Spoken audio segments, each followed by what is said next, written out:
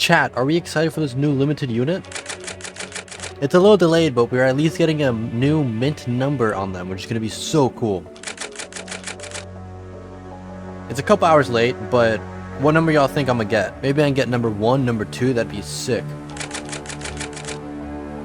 Alright chat, while we wait, let's do a Kahoot about me, so join up and let's see who wins. Chat, I do not think they were ready for this update whatsoever. Alright chat, I cannot keep playing this game right now. I'm gonna play Smite 2 while we wait for this update. Sorry, yeah. It's taking too long. Wait, the update dropped?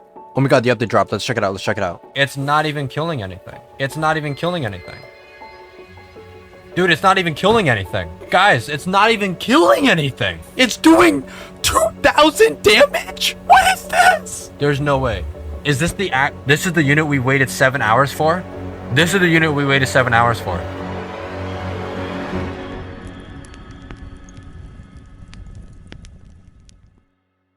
Disclaimer before we start, do not harass anyone mentioned in this video whatsoever. Let's keep this all civil and as a friendly discussion. Oh, also, don't forget to subscribe. Let's start off with a topic that is very important, gameplay, or the lack of gameplay. This game isn't interactive enough in the right ways. The majority of players' time is spent doing one of 3 things: sitting in the trade lobby for hours at a time, manually opening chests and summons, and doing trade rerolls for hours on end, AFKing the rock or macroing for hours on end. What do these 3 have in common? Well, it's pretty simple. Little to no player interaction. The game doesn't reward manual play as much as it should. This doesn't mean make macros unusable nor ban them, but rather make manual play more rewarding. I will get to how in a moment. This style of gameplay also rewards players that use the most amount of alts to macro grind. There are players getting their shiny Wumbo secrets to level 100 in a few days because they are using around 10 alt accounts or more to farm for unit food.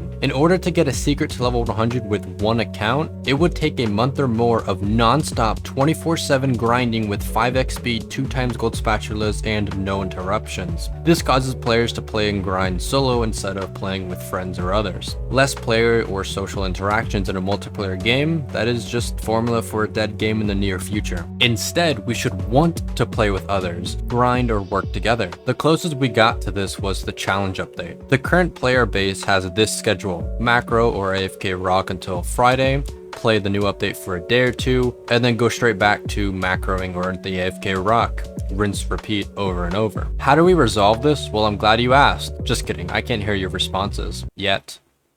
The first topic I want to tackle is the manual grind versus macro issues. I personally believe endless should easily be the most rewarding thing to grind. The harder the endless, the better the resources are. Endless could also have milestone rewards that are collectible per 100 waves, as you see here, but the rewards increase the higher the wave milestone is. These rewards could be farmable, however, you have to go back to lobby to collect the milestone rewards. I just really want to be rewarded for playing with friends so I can have fun with my friends in the game. How can we do this? Well, Bubblegum Simulator Infinity is a great example of a certain feature that can actually reward playing with friends. In Bubblegum Simulator Infinity, for every friend you have in your server, you and they both gain plus 10% luck. In SpongeBob Tower Defense, something like this could be explored. The more friends you have in lobby could give you more luck for summons, chests, trade rerolls, etc. Although I think grinding with friends should reward you a lot more than macroing solo. Let's use challenges as an example. Imagine for each friend in the server, you get plus 33% rewards like gems, challenge tokens, etc. So if you and 3 other friends, a full party, were working together on challenges, you would all be making plus 100% more resources like the challenge tokens. That is double what a solo grinder would be making. And for the devs and their monetary gain, this causes people to invite their friends and the player base to work together more. Lastly, I think we should have a party system where you can invite players in your lobby and friends to join your party, so you guys can easily just quickly join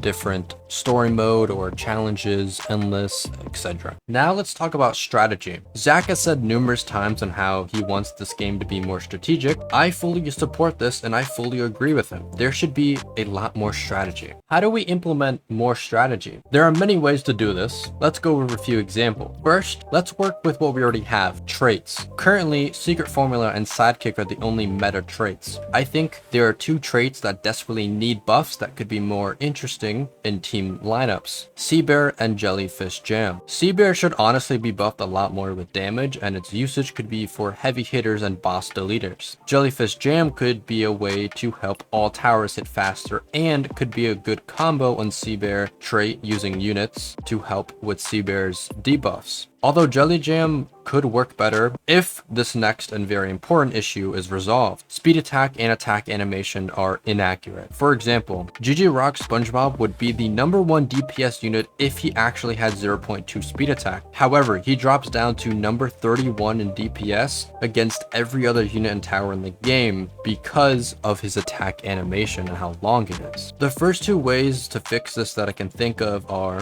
1. Simply account for attack animation within speed attack stats, or 2. Speed up all attack animations to account for the speed attack and make them match up. Another really fun random trait idea that could be added is a trait that actually boosts the effects of units that have effects like slow or sleep or burn. It could boost them up by 2 times as effective or more. Thirdly, continuing on strategy, I agree with Zach's original prices on placing units. Secret units should be way more expensive to place. Within 2 to 3 rounds, you can place the rarest and most powerful of rarities down. Then you sit there and do nothing as the most OP rarity carries you for a dirt cheap price. Will there be backlash? Yes, absolutely. But just like the huge balance rework, it is necessary. That goes for any future updates. Do not cave into the community's complaints about something within a day. Give the updates time to sit and settle with the community and see what the majority thinks, or the ones with most reasoning. We cannot forget a lot of the player base are tiny children who are still playing in the womb. Fourthly, another broken thing about the game is 5 times speed and units literally missing their attack. Please fix this. If anything, I would rather my units have their animation completely disabled with 5 times speed turned on than them missing a single attack. Fifthly, attack types. There's no doubt that some attack types are just worse than others. Line units, for example, have insane stats like Richard and Drake Patrick, but do worse than the Pierce units. I think line units need a rework. Splash units need a lot of DPS in order to be utilized too. Full AoE and Pierce will always be superior as an attack type, so there needs to be changes to the rest. Also, what happened to single attack type units? I want to see a single target attack type unit that does insane DPS, so we can use it as a boss deleter. It would need to be doing at least 100k damage for it to be genuinely good. Don't be afraid to make super OP units. You can nerf and buff at any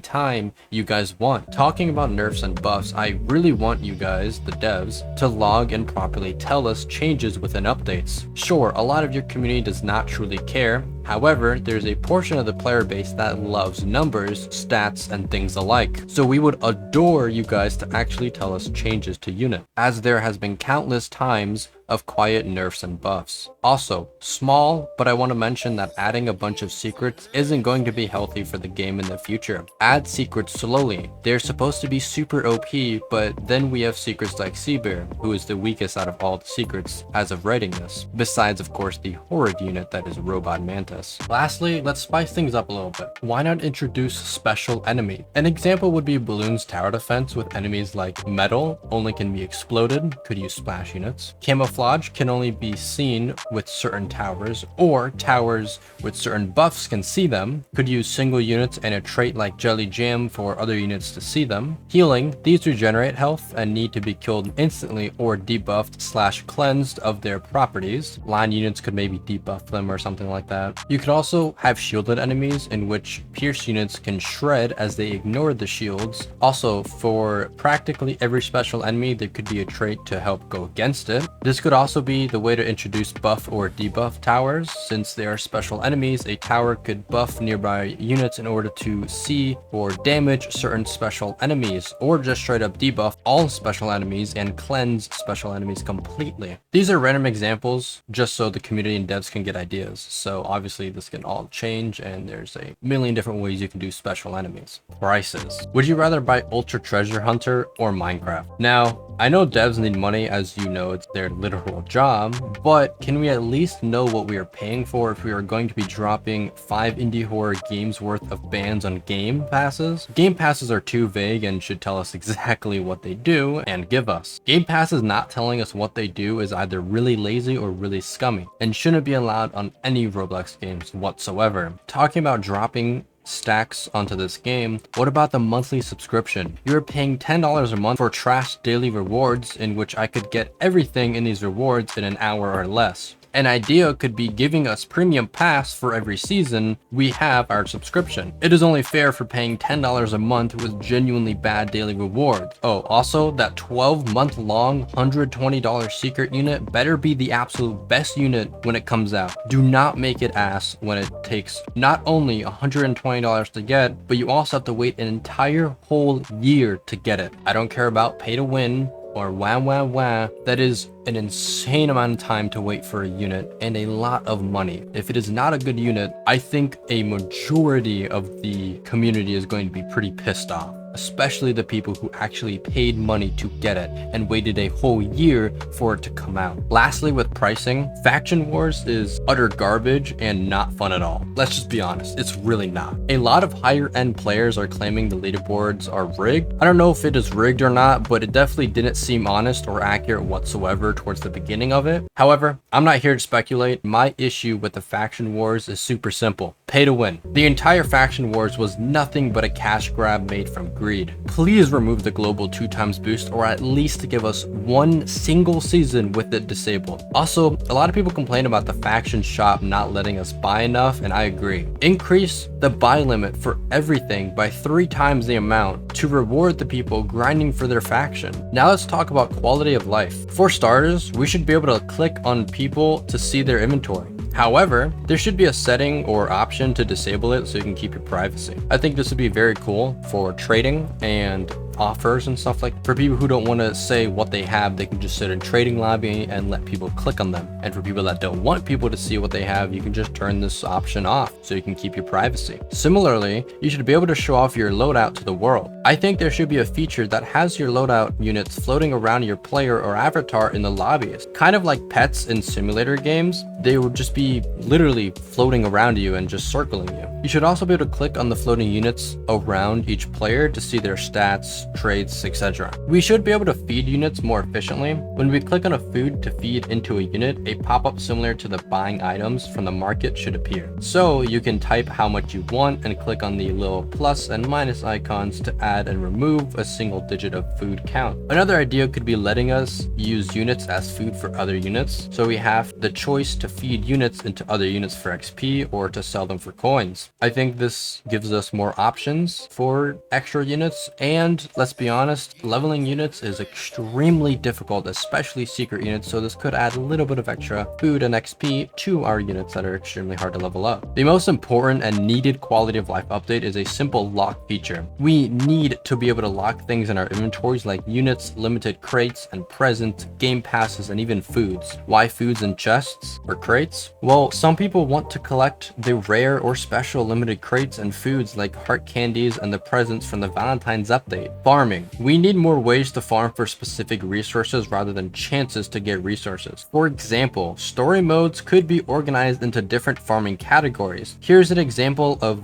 what specific farming could look like. Con Street could give you the most player XP. Jellyfish Field could give you the most coins. Krusty Krab could give you the most gems. Chum Bucket could give you the most trait rerolls with a percentage of getting golden trait rerolls. Sandy's Tree Dome could give you the most season pass XP. Rock Bottom could give you the most conches. All the other drops like chests and units would stay the same, as in all the stories still give the other resources. However, the different ones would give even more of their specific category resources. So Con Street, you could still get coins and gems and stuff from, but there's a huge increase of player experience from those story modes and endless mode. This could also completely align to the endless mode milestone rewards, as the milestone rewards could give you a lot more player XP or coins or specific rewards for the different categories of story. We should also have variants of every unit: Tango Karen, Prunes, and Cave Bob. However, for units like Prunes and Cave Bob, to keep their rarity the same, you could add missions for specific units, an achievement tab for every unit in the game for extra rewards to those hardcore collectors. For Prunes and Cave Bob, they could add achievements to them, so anyone with the unit has to do damage, waves, and takedowns with those two units in order to get the other variants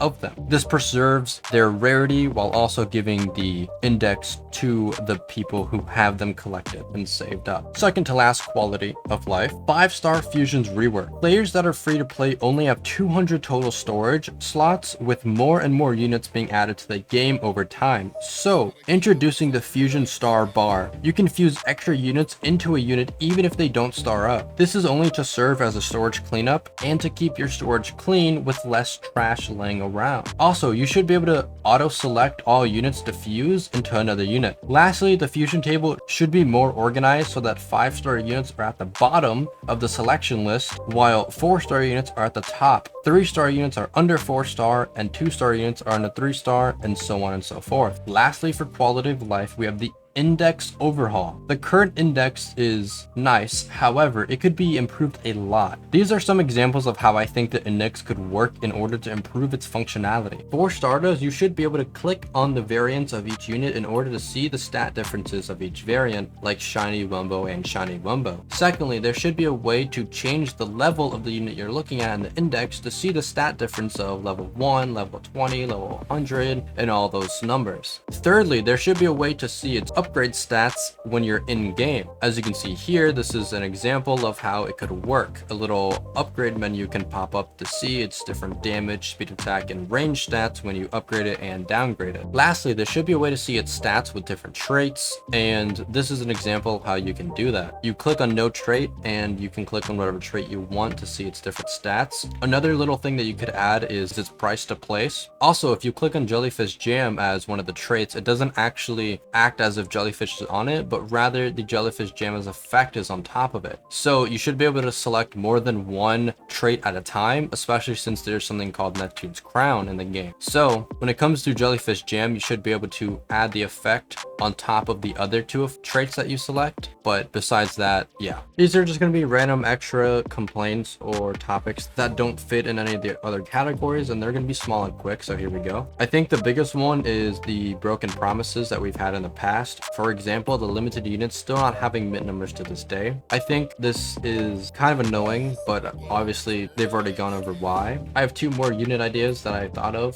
The first one is the Chum Bucket, which could be a tower like Krusty Krab, but instead of giving resources or anything, it actually is a spawner unit that spawns the fish with Chum Bucket helmets from the movie, and they go down the lane and do damage when they run into enemies. Another random fun unit idea could be SpongeBob and Patrick and the Paddy Wagon. Since we already have the Paddy Wagon mount, this could be kind of cool to add. Also, I know they want to add abilities, so I was thinking when they add abilities, there should be an Alaskan Bullworm ability, where once you activate the Alaskan Bullworm ability, the Bullworm will go down the lane and just eat everything. It will completely swallow and engulf everything and erase everything on the map, no matter how much health it has.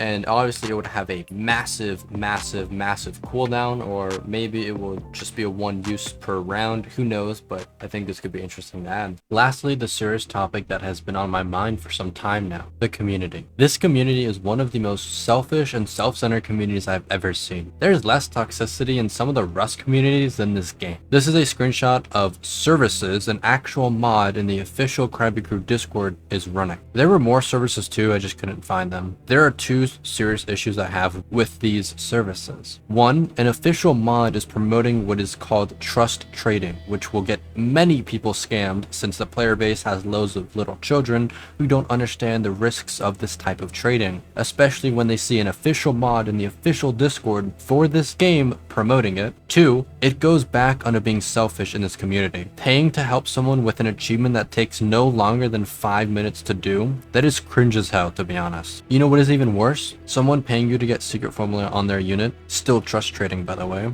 and you don't roll secret formula on it, so you keep half of the payment. Talk about stealing candy from a baby. That is the biggest fucking scam I've ever seen. Zach, devs, mods, etc. do better with what you guys promote and allow mods to do and don't do. That was an example of the community's selfishness. There are countless more examples of this. This is a screenshot of one of the richest players talking about a kid in high school. Mind you, this dude is a grown adult talking about a kid that's still in school, to go end game himself and call him a slur over the kid begging for units in a video game that's made from a kid's show. The kid got banned from the server for begging, which I agree on because begging is cringe as hell, but that is way too far. This isn't the only instance of this either. I've seen countless times of players being toxic and mainly trading, and even going so far as to calling people the hard R over trading units. Guys, this is not only a video game, but a video game about a kid's cartoon. Get a grip on reality. It's actually embarrassing what you grown adults are saying. How do we move on from here?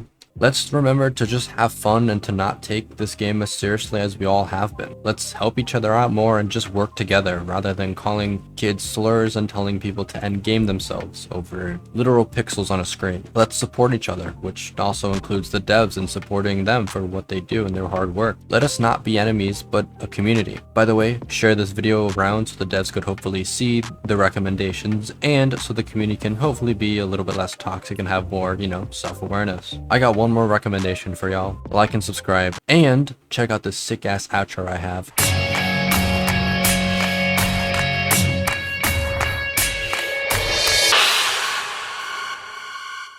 I'll destroy everything.